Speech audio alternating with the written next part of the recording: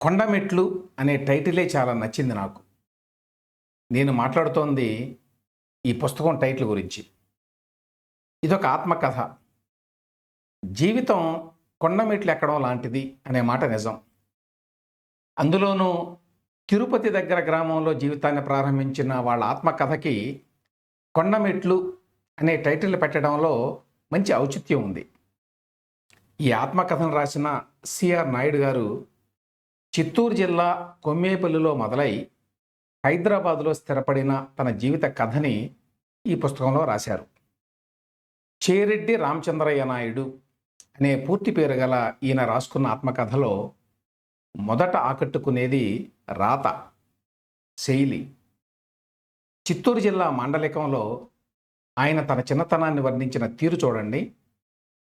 నేను గాని నాగలపట్టి కొండ్ర వేశానంటే అది దారం పట్టినట్టు వస్తుంది.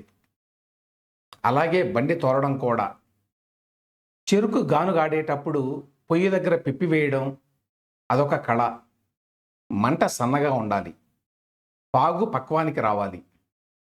బెల్లం ముద్దకు అనువుగా దోనెలోకి పాగు పోయడం నాకు పుట్టిన పిండి.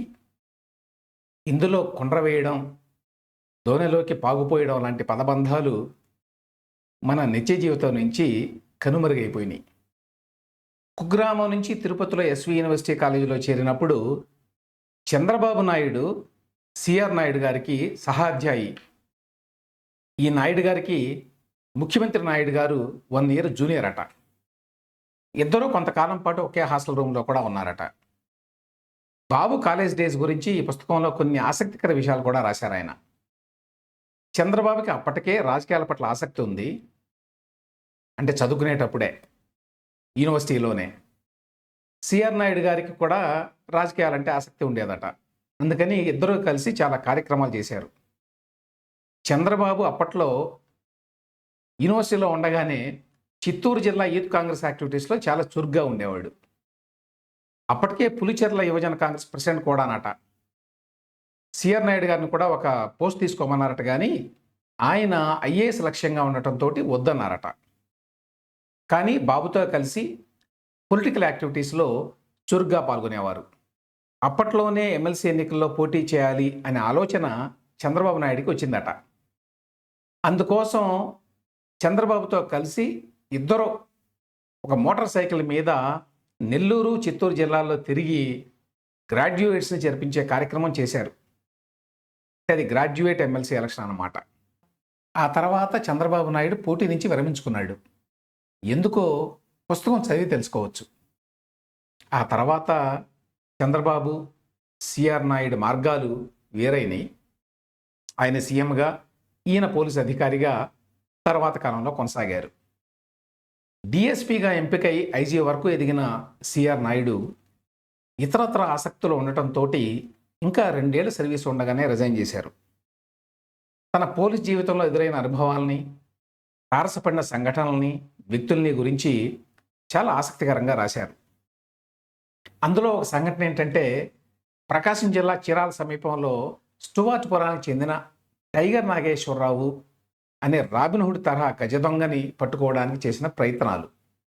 ఈ పుస్తకంలో సిఆర్ నాయుడు పోలీస్ జీవితం గురించి సగం పేజీలు కూడా లేవు. ఎందుకంటే ఆయన అనుభవాలు ఇంకా విస్తృతంగా ఉన్నాయి. 2007లో వాలంటరీ రిటైర్మెంట్ తీసుకున్న తర్వాత ఆయన తనకిష్టమైన వ్యాపార రంగంలోకి అడుగుపెట్టారు. అయితే అది అంత సులభమేం కాదు కాబట్టి అందులో కొన్ని ఎదురు దెబ్బలు తిన్న తర్వాత క్యాప్స్టన్ అనే సెక్యూరిటీ ఫెసిలిటీ మేనేజ్మెంట్ కంపెనీలో డైరెక్టర్గా జాయిన్ అయ్యి అందులోనే ప్రస్తుతం కొనసాగుతున్నారు. దీంతో పాటు స్టాక్ మార్కెట్ మీద ఆసక్తితో షేర్ల ట్రేడింగ్లో కూడా ఉన్నారు. ఈ పుస్తకంలో విశేషం ఏంటంటే, కంపెనీల నిర్వహణ మీద, రియల్ ఎస్టేట్ రంగం మీద, స్టాక్ మార్కెట్ ట్రేడింగ్ మీద చాలా లోతైన పరిశీలన ఉండటం. తన అనుభవంతో ఆయన జీవిత కథలో భాగంగా రాసిన ఈ అంశాలు వ్యాపార రంగంలో ప్రవేశించే వాళ్ళకి, అట్లాగే స్టాక్ మార్కెట్ పట్ల ఆసక్తి ఉన్న వాళ్ళకి కూడా చాలా ఉపయోగకరంగా ఉంటాయి. ఒక్క స్టాక్ మార్కెట్లో తన అనుభవాల మీదనే సిఆర్ నాయుడు 36 పేజీలు రాశారు. అలాగని ఈ పుస్తకం బోరు కొట్టదు. 200 పేజీలు ఉన్న కొండమెట్లు ఆత్మకథను చదవడం మొదలు పెడితే పూర్తి చేసే వరకు పక్కన పెట్టరు. దానికి కారణం ఏంటంటే విషయాన్ని సూటిగా, సుత్తి లేకుండా, ఉన్నది ఉన్నట్టుగా చాలా సరళమైన భాషలో చెప్పారు.